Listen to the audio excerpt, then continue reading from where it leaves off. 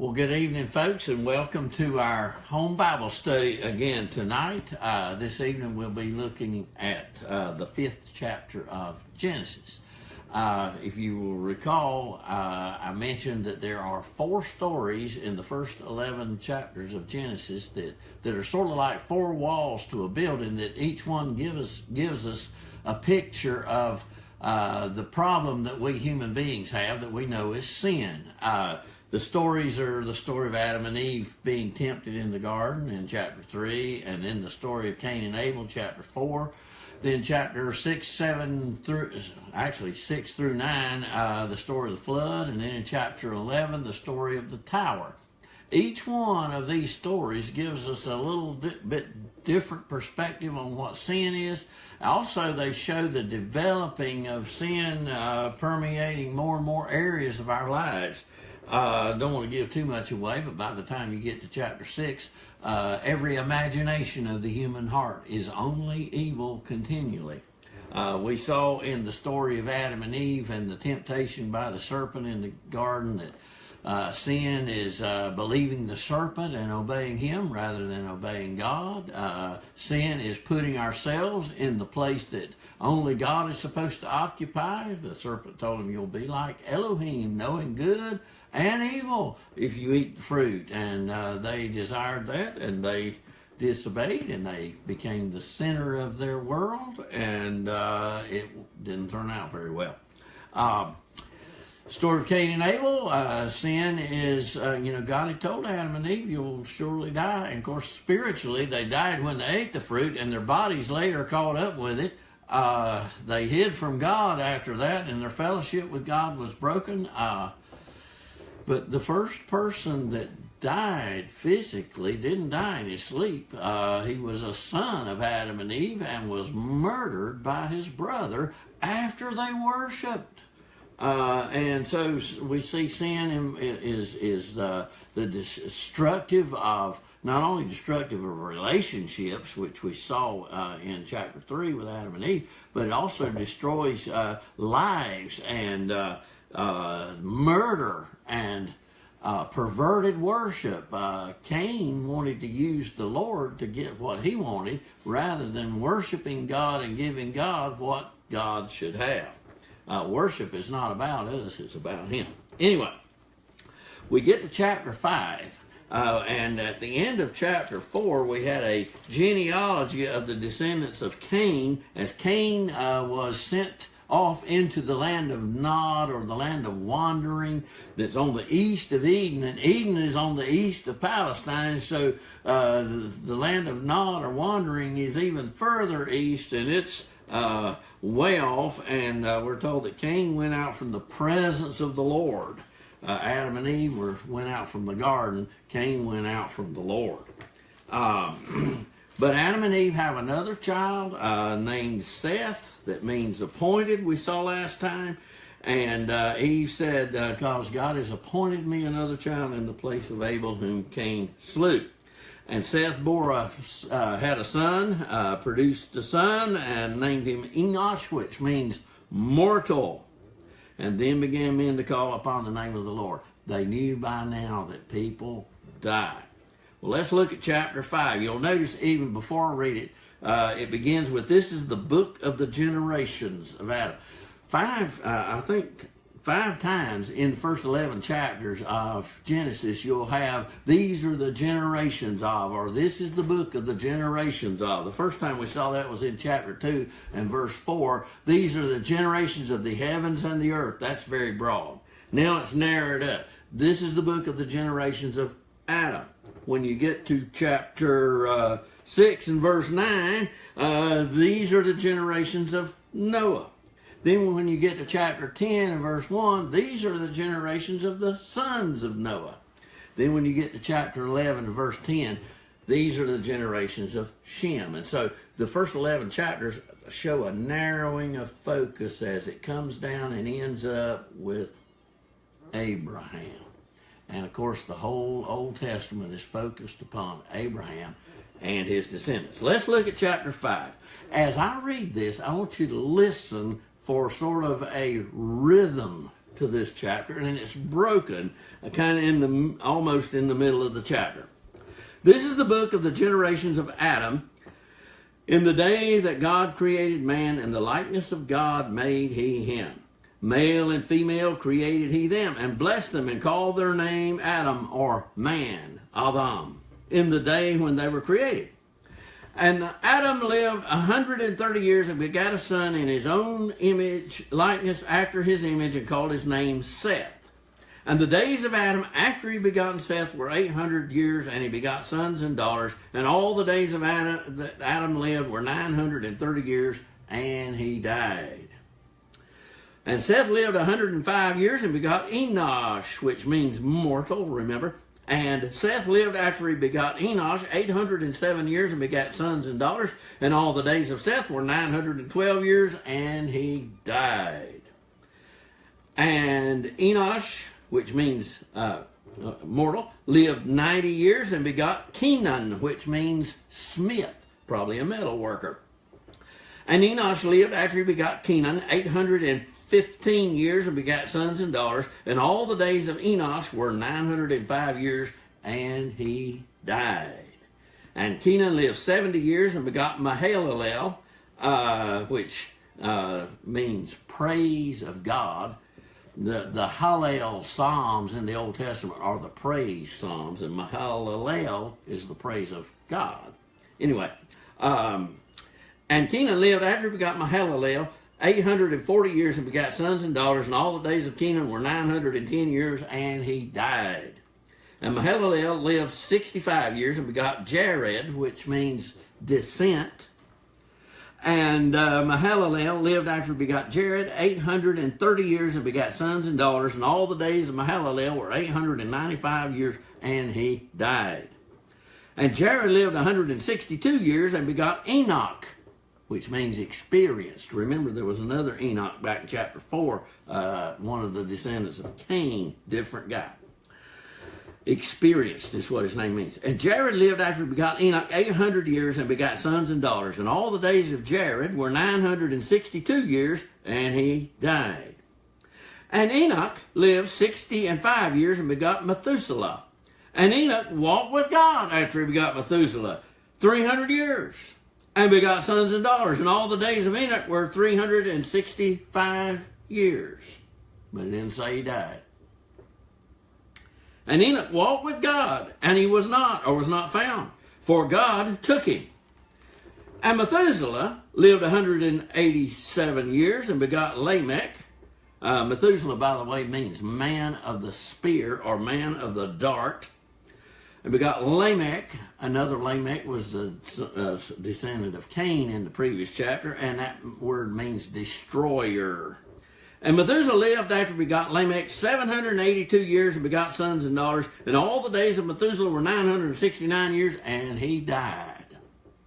And Lamech lived 182 years and begot a son, and he called his name Noah, which means rest or comfort, saying, "This same shall comfort us," or give us rest, "concerning our work and the toil of our hands, because of the ground which the Lord has cursed."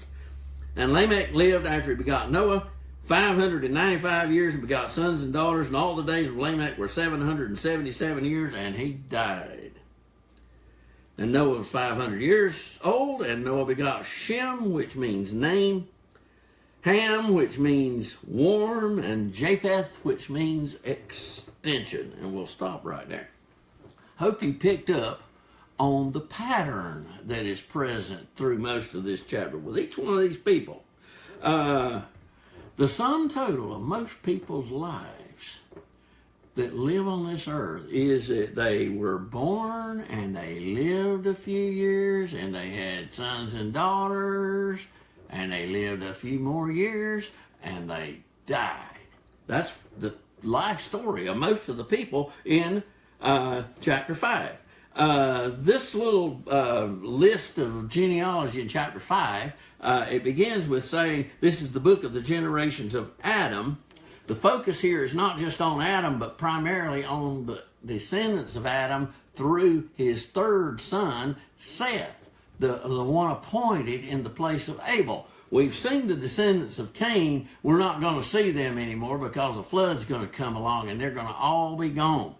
Descendants of Seth, most of them are going to be gone too, except, there's going to be Noah and his sons and his wife and his sons' wives. Most of these that we read about in chapter 5 will be gone. Either they will have died by then or die at that time. Anyway, but there's a narrowing down here.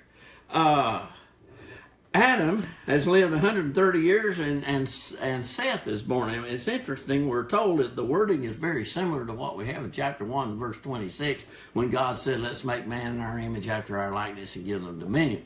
Here in verse 3, Adam lived 130 years, begat a son in his own likeness, after his image, called his name Seth. Now, what that's referring to is that the image of God is being passed down, but also the marring of that image that has taken place through human sin is also being passed down. And we live under the effects of the sin of our forebears and our own sin.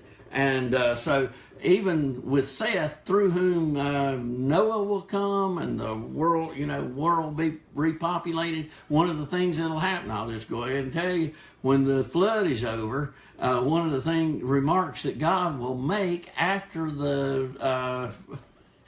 after Noah and his sons get off the ark is that the human race still has the sin problem. Starting over with Noah and his sons didn't fix our sin problem.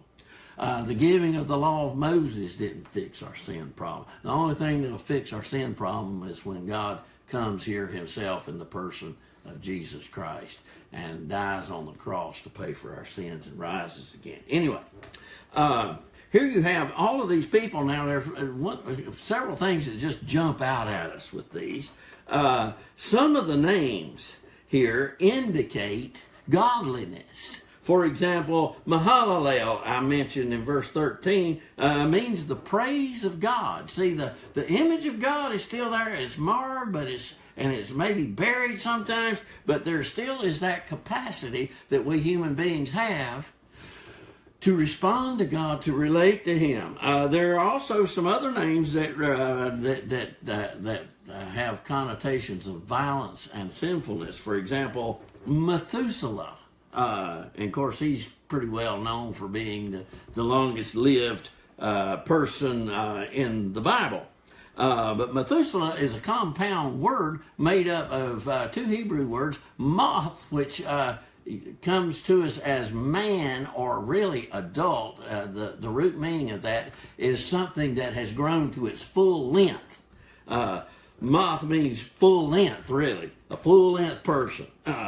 And Shelah is Hebrew for spear, man of the spear. That is a rather violent name. You also have one of these guys down verse 28, for example, is mentioned. Verse 25, Lamech, which means destroyer. Remember last time, the other Lamech that was the son of descendant of Cain had taken two wives, one not enough, and he bragged to his wives about killing somebody. I've slain a man who wounded me and a young man who was hurting me. And if Cain be avenged 7 times, then I'll be avenged 77 times. Interestingly, this Lamech, you got sevens there, he lived to be 777 years. I thought was sort of interesting, which brings up another thing. These people lived a pretty long time, didn't they? There's Noah lived to be 930 years. Seth lived to be 912 years. Enosh, he only lived to be 905. There's Kenan, lived to be 910. Mahalalel, only 895 years. And then Jared was 962 years. The shortest life of anybody among these is the man that broke the pattern. About all of these people except one, it said they lived and they had children and then they lived some more and they died. But there's one person that broke the pattern, and his name is Enoch. He only lived to be 365 years. Except he didn't die. It didn't ever say, and he died. So don't miss that. What about Enoch? He broke the pattern. How did he break the pattern? What does it mean for him to break the pattern of living a while, having some children, living a while longer, and then died? And that's all that's said about most of these. How did he break the pattern? Well, let's look at verses 21 through along about 24. We're not given a whole lot of detail about Enoch, but we're told that he lived 65 years and begot Methuselah. That's his son, Methuselah, man of the dark. But after his son was born, then we're told he walked with God for 300 years. There's a difference between living on this earth and walking with God. There are only a couple of people in the first 11 chapters of Genesis that we're told walked with God. Enoch is one of them, and the other one is Noah walked with God. What does it mean to walk with God? Walking is a very picturesque term for having a relationship with God. Walking implies progress, movement in a direction. It implies regularity. Walking is more than just taking a step. I remember when our little baby girl, along about 1991, when she took her first steps, and my wife got it on film on our VHS camera that was so big it should have said NBC on the side of it, you know. And our little girl took a step to get over to her little red rocking chair, and we got it on film, and she walked. Well, maybe. Walking is more than just one step. Walking is a series of steps. Walking implies regularity. Here's a man that his regular course of life was to relate to God. Notice it also says that he walked with God. It doesn't say that God walked with him. It implies submission. Rather than God going with Enoch where Enoch wanted to go, Enoch was going with God where God wanted to go. Surrender to God. The essence of saving faith is surrender. It's not just about believing facts about God. It's the surrender of our life. His walking with God signifies that Enoch had surrendered his life to spend it in a relationship with God. Now, it's interesting that he lived until his son Methuselah was born, and then he walked with God. We're not told any details here, but I can only surmise that perhaps seeing that little baby born, that precious little child, a creation of God. You know, every birth is a miracle birth. God has a special plan for every baby. And here Enoch, as a brand new father with this brand new little life that's been put in his hands for him to mold and shape and lead and guide and protect and all of that, that he maybe felt overwhelmed and maybe I need some help in raising this child, and I want to do a good job of it. So maybe I ought to, as this child has been given to me from God, maybe I should give myself to God to walk with God to raise this child right. Anyway, I'm just surmising this.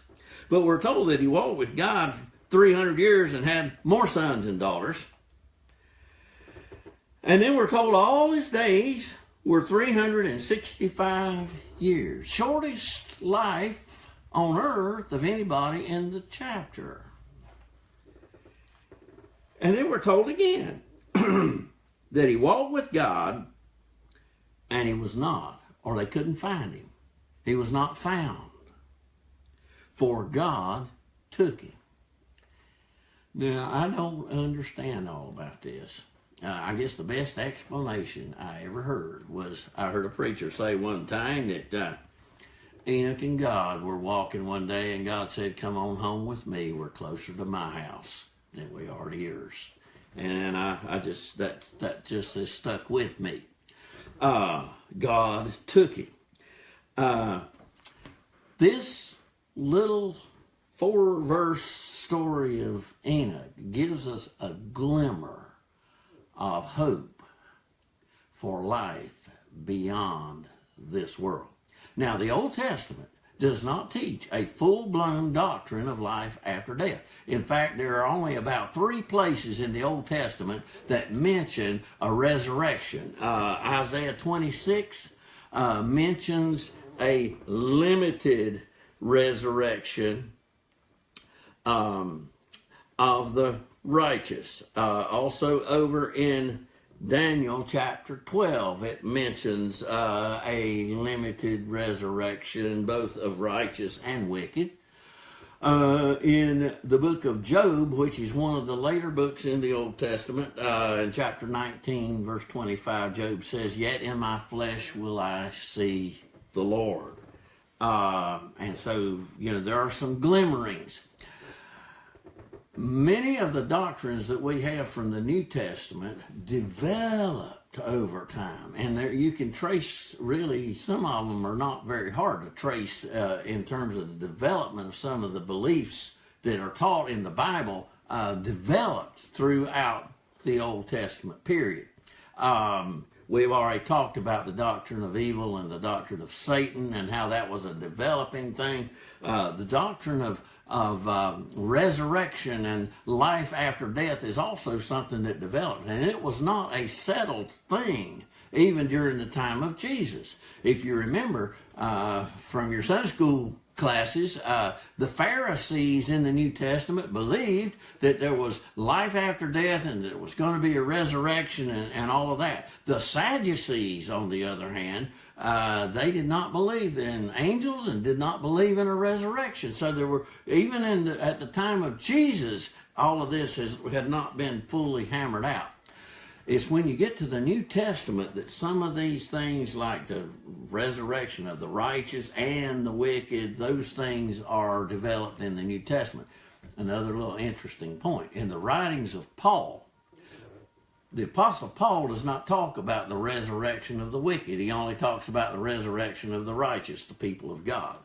When you look in the Johannine writings, like the Gospel of John, I think it's along about chapter 5. Jesus talks about the dead being raised and the wicked to destruction and the righteous to life everlasting. When you get to the book of the Revelation, you have 2 resurrections. You have a resurrection. The first resurrection is that of the righteous. Second resurrection is that of the wicked to stand before the great white throne of God.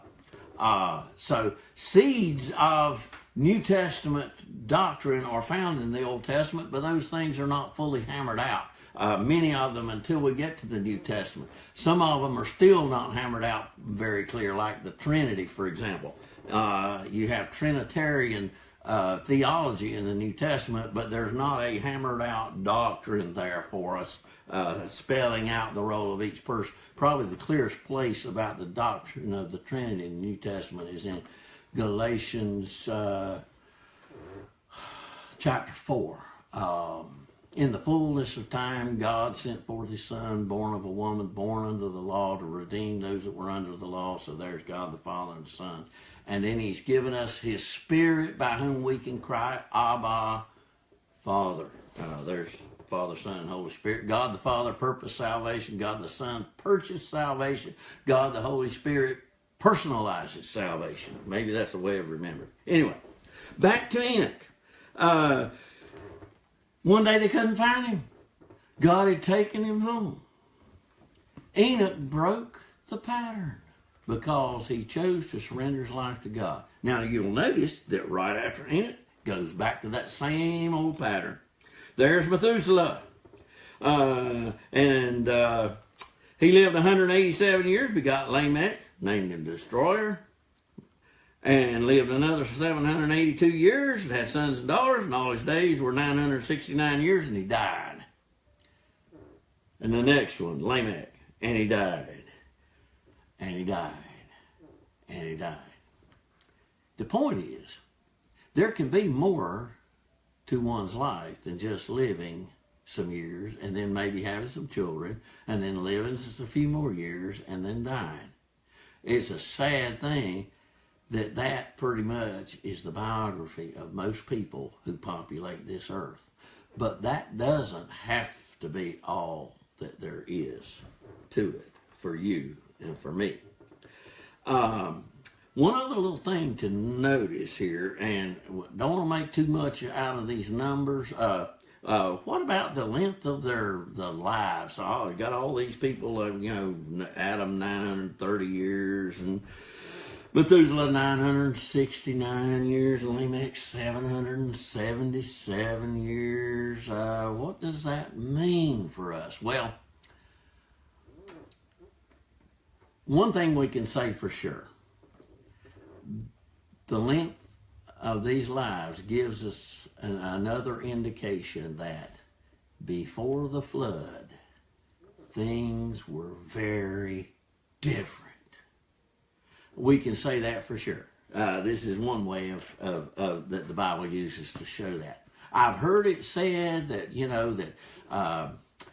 the effects of sin have not had many generations to be at work in the human heart and in the human body, and so it's just taken a long time for sin to work itself out into ultimate physical death. That's possible. I don't really know that, and but if that helps you to think that, then that's fine. I can't really say yes or no to that because the Bible doesn't really tell us.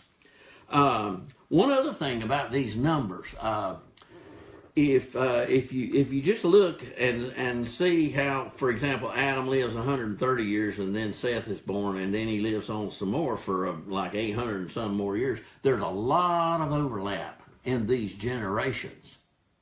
And if you don't want to press the math too far on these numbers, but for example, if you take the length of time that Adam lived after Seth was born, which is another 800 years, by the time Noah borns, Lamech, who's the next to the last one's already been born. So there's a lot of overlap in these generations. Well, I guess it's just common sense. People live longer, the generations will overlap more. It's probably not a very profound thing to see. Another thing that's interesting, again, don't want to press the numbers too far, but with Methuselah, we're told in verse 26 that he lived after he begot Lamech another 782 years. Then Lamech, verse 28, lived 182 years and had a son named Noah. If you take those two verses and those numbers and then turn to chapter 7 and verse 6, you'll find that the flood came when Noah was 600 years. Don't want to press this too far, but it sure looks an awful lot like Methuselah died the year of the flood. I kind of wonder if maybe at his age, maybe he was not a very strong swimmer anymore. Just kind of wonder about that. He lived to be 969, and he died. That doesn't have to be the sum total of your life if you'll invest your life in a walk with the Lord. Have a good night, folks.